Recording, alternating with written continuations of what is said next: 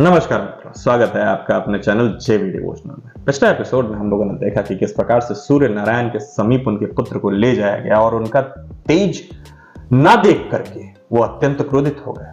वो ये बात स्वीकार ही नहीं कर पा रहे थे कि मेरा पुत्र हो सकता है, और इसके चलते उन्होंने देवी संज्ञा पे भी चरित्रहीनता का दाग लगा दिया। अच्छा, जैसे ही उनके पुत्र ने देखा कि मेरी माँ के ऊपर चरित्रहीनता का आरोप लगा है, उन्होंने अपनी वक्र दृष्टि डाली। और हमें पता है कि वक्र दृष्टि डालने के लिए एक ही देव हैं जिनके पास ये क्षमता है कि वो सूर्य का भी तेज हरण कर। एक बात बहुत नोटिस करने वाली थी कि देखिए, बच्चा है तो वो बातों को तो नहीं समझ पा रहे थे, इमोशन जब उनकी माता के अश्रु उनके पैर पे गिरे तो अपनी माता का दर्द वो सहन नहीं कर पाए, और कहीं ना कहीं वो ये समझ गए कि ये जो सामने खड़ा व्यक्ति है यही पीड़ा दे रहा है। तो एक काम करो, पहले इस पे देखते हैं, इसको कायदे देख के घूर ले, रुक जा 2 मिनट। और क्या ही बेहतरीन दृश्य दिखाया गया था कि उनके केवल क्रोध की नजर से ही ग्रहण लग गया सूर्य देवता पर। सूर्य का ताप छिन्न भिन्न हो गया। इसी के चलते उन्होंने भी श्राप दे दिया शनिदेव को कि मेरे किरण पड़ने से पहले इनको ऐसी जगह पे ले जाइए जहां मेरा तेज या किरण ना पहुंच पाए, नहीं तो ये भस्म हो जाएंगे। फिलहाल बहुत ही विडंबना वाली स्थिति है, तो बिना देर किए शुरू करते हैं एपिसोड 2 पार्ट 2। भाई बहुत डिटेलिंग काम किया। वो ऊर्जा का संचार शुरू, सूर्य बनने की प्रक्रिया शुरू। कहीं ना कहीं वो ग्रहण लगे सूर्य को वापस तेज देकर के रिस्टोर। अश्वराज, जनरेटर ऑन करो। मेरे पुत्र की रक्षा करो अश्वराज। किसी ऐसे स्थान पर ले जाओ जहां सूर्यदेव की किरण इसे स्पर्श न कर सके। क्या लेगी कहां जाए?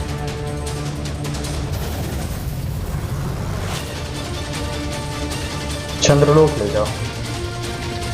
देखने वाला कहां लेके जाती जानती थी, फिरने ना पाओ। शीघ्रता करो अश्वराज, शीघ्रता करो।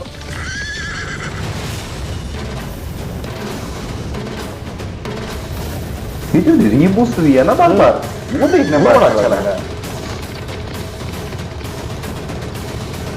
और शीघ्र अश्वराज, और शीघ्र। जैसे मेरा मोबाइल जब चार्ज होता है तो ऐसा ही रीबूस्टिंग चलता है उसमें भी। पॉपअप के साथ।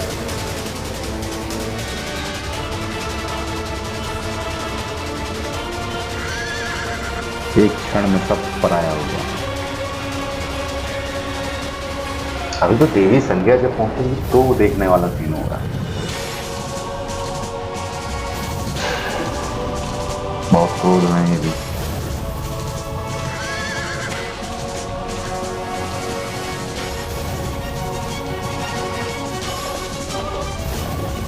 किसी गुफा के अंदर यही संभव है।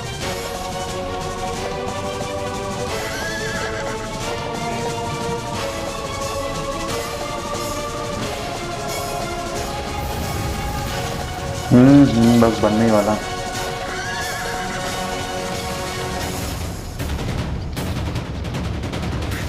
किसी मूवी में ऐसा एक सीन था जिसमें चेविंग के साथ सूर्य की किरण से बचने के लिए वो गुफा में एंटर लास्ट नहीं करते हैं। जो भी वैम्पायर वाली मूवी देखोगे उसमें वैसा ही चीज।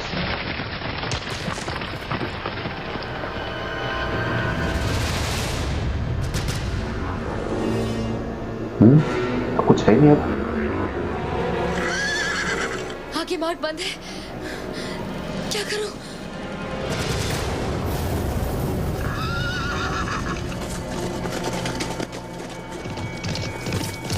महादेव, कैसे बचाऊं अपने पुत्र को? ईश्वर स्वयं मार्ग दिखाएंगे।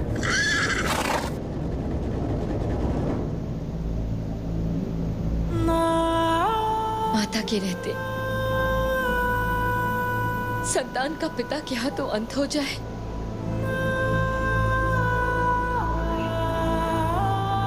ये मैं कभी होने नहीं दूंगी।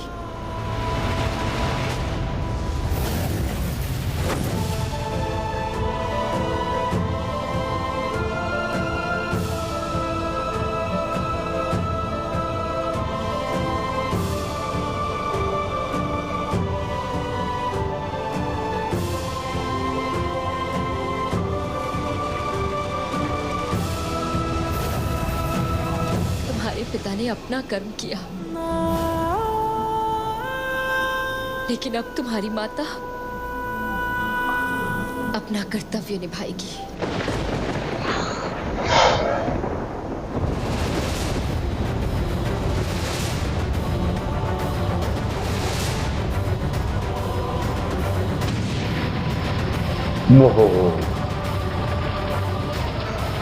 सूर्य का निर्माण हो गया,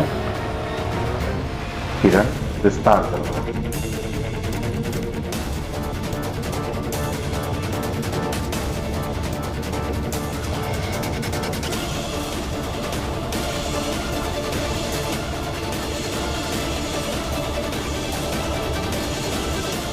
नीचे तो जल ही होगा।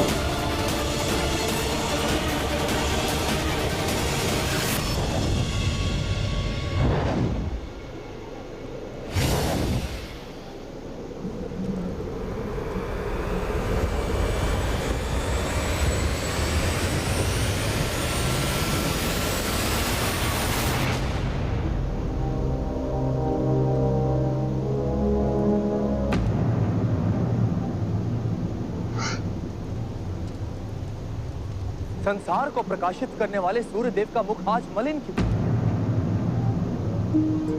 जब से हम अस्तित्व में आए, आपके ऊर्जा प्रवाह में ऐसा अवरोध कभी नहीं देखा।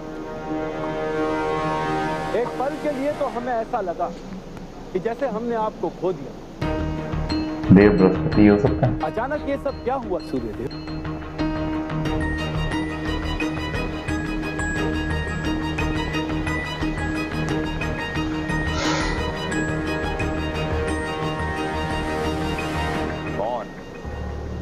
मौन यहाँ तो कुछ ना जानने का आभास होता है, और यहाँ पे सब कुछ जानकर भी उसे छिपाने का प्रयास। आभास और प्रयास, वाह।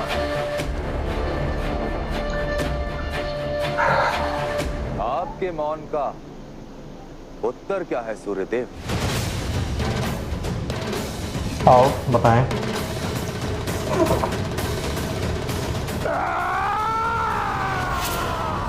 ये बात शेयर नहीं कर सकते। आपने उत्तर नहीं दी। ये बात किसी को बताई नहीं जाती।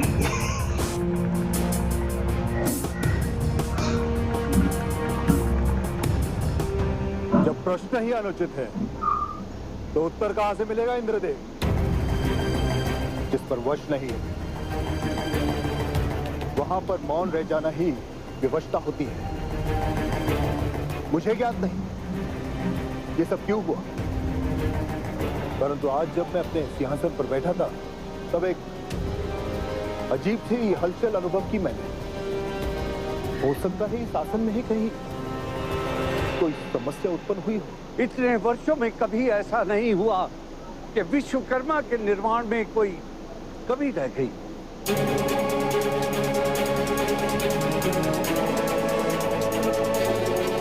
इन्होंने ही बनाया है जनरेटर, पावर का संचालन करिए। प्रणिपात देव विश्वकर्मा। प्रणिपात सूर्यदेव। आज दो विचित्र बातें एक साथ हुई हैं। पहली कि सूर्यदेव की ऊर्जा में असंतुलन उत्पन्न हुआ, और दूसरी मेरे यहाँ आने पर मेरी पुत्री मेरे स्वागत के लिए उपस्थित नहीं। संख्या कहाँ है सूर्यदेव?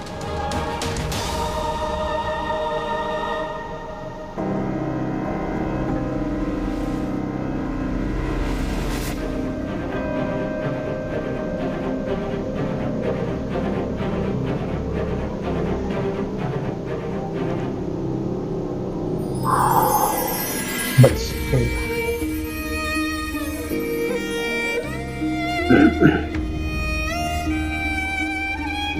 खूब घने वन में चली गई। वही लग रहा था कि नीचे या तो झरना होगा या जंगल। विधाता की नियति देखो, सूर्यलोक में उपस्थित इस वन में सूर्य की किरण ही प्रकाश नहीं आ सकता।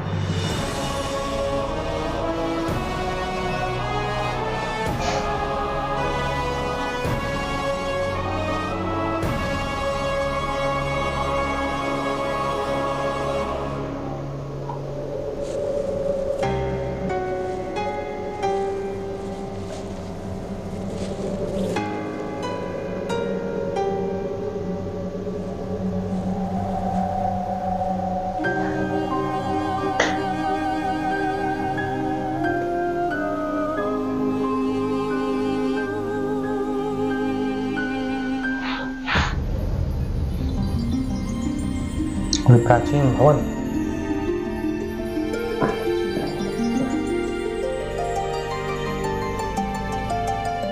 विधाता ने हमें यहाँ भेजा है ताकि तुम अपने पिता की किरणों से मुक्त रह सको।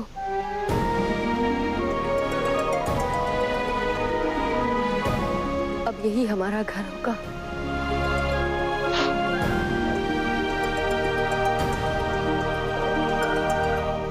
पिता पुत्री के घर आए और पुत्री को ना पाए तो मन में दुख के साथ साथ संदेह भी जन्म ले लेता है। सूर्यदेव, शंका कहाँ है संज्ञा? तो संध्या अर्चना करने गई, अभी लौट कर आई। प्रश्न ये है कि आप इस समय यहाँ क्यों आए हैं देव विश्वकर्मा? कोई विशेष कारण? कारण से ही तो आया हूँ। इंद्रलोक ज्ञात हुआ कि आप यहाँ बता रहे हैं। ऐसा क्या हुआ कि आप मेरे लौटने की प्रतीक्षा भी ना कर सके? क्योंकि आपको सूचना देनी थी कि आपके मांगे हुए अस्त्रों के लिए आपको प्रतीक्षा करनी होगी। और इस विलंब का कारण? क्योंकि किसी और का आदेश मुझे पहले पूर्ण करना है। इंद्रदेव, किसका आदेश मुझसे महत्वपूर्ण हो गया देव विश्वकर्मा? ज्ञात है ना आपको मैं कौन?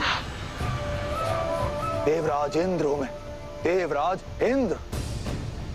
और वो महादेव हैं। क्या आप मुझे महादेव की आज्ञा पालन में विलंब का आदेश दे रहे हैं इंद्रदेव? महादेव, महादेव देव विश्वकर्मा, मैं प्रतीक्षा करूंगा, कर लूंगा। अवश्य प्रतीक्षा करूंगा। रिश्ते में तो हम तुम्हारे परंतु देव नाम है महादेव। जिस प्रकार से देव विश्वकर्मा जी ने बताया कि महादेव ने मेरे को बोला है शस्त्र बनाने के लिए, आपका नहीं कर पाऊंगा काम, तो रिश्ते में तो हम तुम्हारे बाकी आगे आप समझदार हैं। एक अर्जेंट ऑर्डर आ गया है और डिलीवरी देने वाला आपसे ही बड़ा है। तो आपका पहले पहुंचाएंगे उनका, आप खुद ही डिसाइड कर लो। उनका पहुंचाओ कहो तो हम भी करवा कर लो। कोई बात नहीं, मैं बिना शस्त्र लड़ लूंगा। देखा जाए तो जिस प्रकार से माता अपने पुत्र को बचाने के लिए खाई से कूद पड़ी और उन्होंने देखा कि सूर्य लोक में ही एक ऐसा वन जहां पर सूर्य की ही किरणें नहीं पहुंच पाती। एक ऐसा जैसे हमारे यहाँ अमेज़न के घने जंगल हैं जहां पर पृथ्वी की सतह पर धूप की किरण नहीं पहुंचती। सत्य बात तो यह है कि विधाता की नियति को कोई बदल नहीं सकता। उन्होंने जो लिख दिया उनकी लेखनी कैसे बदल सकता है कोई? कहीं ना कहीं से वो वन भी आ जाएगा, कहीं ना कहीं से वहां भवन भी आ जाएगा, कहीं ना कहीं से वहां उपवन भी आ जाएगा। तो फिलहाल के लिए ये देखने में बड़ा ही अच्छा लगा। इस एपिसोड को हम यही समाप्त करेंगे, शीघ्र ही मिलेंगे नए एपिसोड में। तब तक के लिए राधे राधे।